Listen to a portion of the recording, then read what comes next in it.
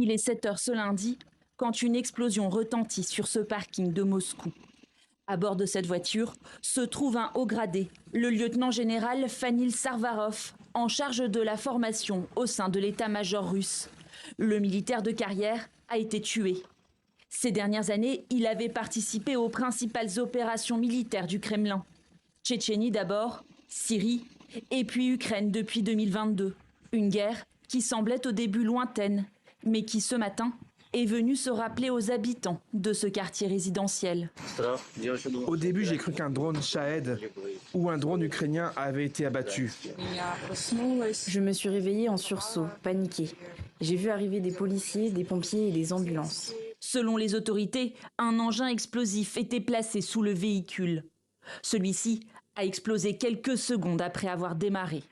Des témoins oculaires sont interrogés et les enregistrements des caméras de surveillance sont en cours d'examen.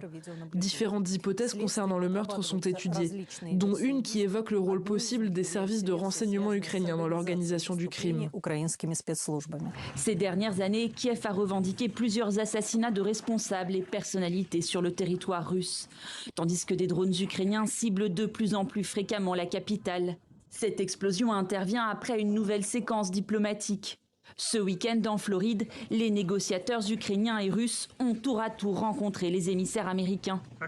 Le représentant de Moscou, Kirill Dmitriev, évoque des échanges constructifs, mais jusqu'à présent, ces discussions n'ont connu aucune percée réelle.